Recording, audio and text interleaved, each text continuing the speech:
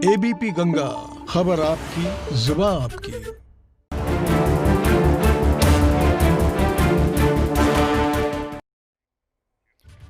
देर कर दी हुजूर आते आते। जी हां, ऐसा हम इसलिए कह रहे हैं क्योंकि किसान आंदोलन का आज 29वां दिन है और आज भी किसान अपनी मांग को लेकर दिल्ली के बॉर्डर पर डटे हुए हैं।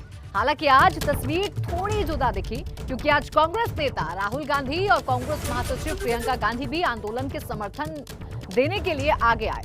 कांग्रेस नेता राहुल गांधी, गुलाम नबी आजाद और अधीर रंजन चौधरी ने राष्ट्रपति रामनाथ कोविंद से मुलाकात कर किसानों के मामले में दखल देने की अपील की।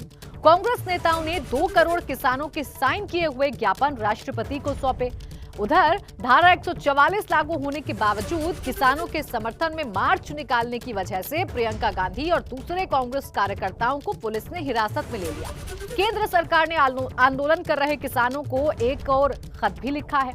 खत में किसानों से अगले दौर की बातचीत के लिए तारीख और समय तय करने को कहा गया है। इससे पहले सरकार ने 20 दिसंबर को भी किसान नेताओं को खत लिखकर बातचीत का समय तय करने को कहा था, जिसे किसानों ने बुधवार को नकार दिया था।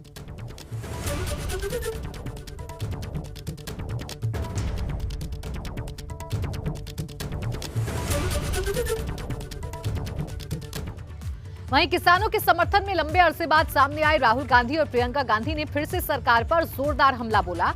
अब आपको सुनवा देते हैं कि इस दौरान राहुल गांधी और प्रियंका गांधी ने क्या कुछ कहा है। बीजेपी नरेंद्र मोदी जी का एक ही लक्ष्य है और वो किसान समझ गया है, मजदूर समझ गया है। लक्ष्य है कि उनके आसपास जो 2, 3, 4 बड़े क्रोनी कैपिटलिस्ट हैं, उनके लिए पैसे बनाने का काम नरेंद्र मोदी जी करते हैं। जो भी नरेंद्र मोदी जी के खिलाफ खड़े होते हैं, वो उनके बारे में कुछ ना कुछ गलत बोलते रहते हैं। किसान खड़े हो जाएंगे तो किसान को आतंकवादी बोलेंगे, मजदूर खड़े हो जाएंगे तो मजदूर को आतंकवादी बोलेंगे। एक दिन अगर मोहन भागवत खड़े हो गए तो कहेंगे ये भी आतंकवादी है। मतलब जो भी नरेंद्र मोदी जी से सत्ता लेने की कोशिश करेगा वो आतंकवादी है। एक लोकतंत्र में अगर सांसद को राष्ट्रपति से मिलने की इजाजत नहीं है तो आप बताइए क्या बनता है? ये लोकतंत्र है? मुझे तो नहीं लगता। जब इनके खिलाफ कोई आवाज उठाता है तो सीधे इनको गिरफ्तार कर देते हैं। प्रदर्शन भी नहीं हो सकता तो ये लोकतंत्र कैसा हुआ? देखिए, राहुल गांधी और प्रियंका गांधी तो किसानों आंदोलन को लेकर सरकार पर हमला बोल रही है, तो वहीं किसान आंदोलन की 4 ऐसी तस्वीरें आपको दिखाते हैं जो सुर्खियां बनी रही। किसान झुकने को बिल्कुल भी तैयार नहीं है, या यूं कहें कि अब आर पार की लड़ाई की मूड में है। इधर सरकार ने एक बार फिर किसानों से बातचीत की पेशकश की है। सरकार ने किसानों को फिर चिट्ठी लिखी है और बातचीत का प्रस्ताव दिया है। सरकार का कहना है कि बातचीत के जरिए ही कोई समाधान निकल सकता है। इन तमाम गतिरोध के बीच कल पीएम नरेंद्र मोदी किसानों को संबोधित करने वाले हैं। पीएम किसान सम्मान निधि योजना के तहत 9 करोड़ किसानों के खाते में 18,000 करोड़ रुपए ट्रांसफर करेंगे। किसानों को बीजेपी के सभी जिला मुख्यालयों में आमंत्रित करने का निर्देश दिया गया है ताकि वो पीएम का भाषण सुन सके। इधर कांग्रेस ने आज राहुल गांधी और कांग्रेस महासचिव प्रियंका गांधी के नेतृत्व में राष्ट्रपति भवन तक मार्च निकाला। राहुल गांधी ने राष्ट्रपति से मुलाकात भी की।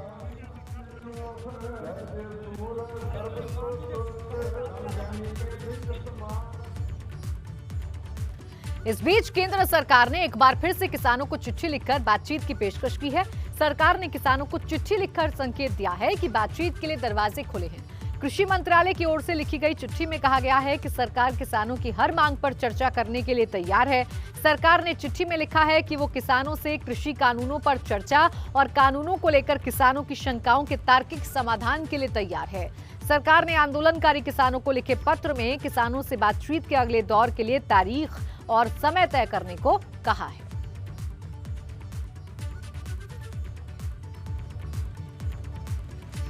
अब किसान आंदोलन को अब 1 महीना पूरा होने वाला है और धीरे धीरे ठंड भी लगातार बढ़ती जा रही है। ऐसे में आज हम आपको NH9 की तस्वीर दिखाएंगे जिसमें आप देख सकेंगे कि ठंड से बचने के लिए किसानों ने अब आधुनिक तंबू लगाए हैं। किसान आंदोलन को आज पूरे 29 दिन हो गए हैं और हम इस समय जिस सड़क पर मौजूद है वह NH9 है। हम आपको एक तस्वीर दिखाते हैं कि किसानों ने एक तंबू यहाँ पर लगा दिए हैं, आधुनिक तंबू। अब किसानों का आशियाना इसी सड़क पर बन गया। लगातार तंबुओं की आप कतार देख रहे हैं कि लगातार एक लंबी कतार है किसानों की। किसान अब इन्हीं आधुनिक तंबुओं में रह रहे हैं और दिल्ली जाने के लिए तैयार बैठे हैं। इनका ये कहना है कि जब हमें यहाँ दिल्ली पुलिस आने देगी तो हम दिल्ली की तरफ रवाना हो जाएंगे, तब तक हम यहीं इस NH9 पर धरना देंगे। और धरने को देखते हुए अब किसानों ने यहाँ पर अपना आशियाना बना लिया। हम कुछ किसानों से बात करते हैं कि ये यहाँ कब से हैं और कितने दिन इन्हें यहाँ हो गए हैं। आज 29 दिन किसानों को यहाँ हो गए। इनसे ही बात करते हैं कि किस तरीके से किसान अपना समय बिता रहे हैं। आप बताइए, आप कहाँ से आए हैं?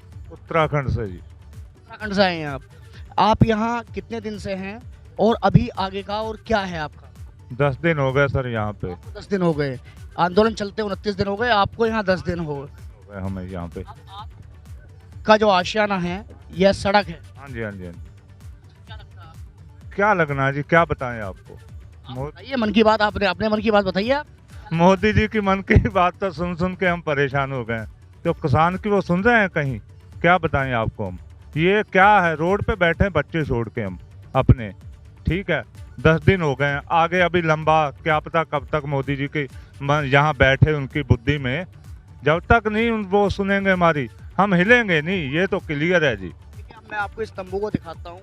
ये तंबू है, इसमें हालांकि काफ़ी अच्छा ये तंबू है। हवा पास नहीं होगी लेकिन हवा जरूर पास होती है, क्योंकि दिल्ली की जो सर्दी है वह काफ़ी होती है। ये देखिए ये हवा पास करने का भी इनका एक चैन लगी हुई है इस तंबू में।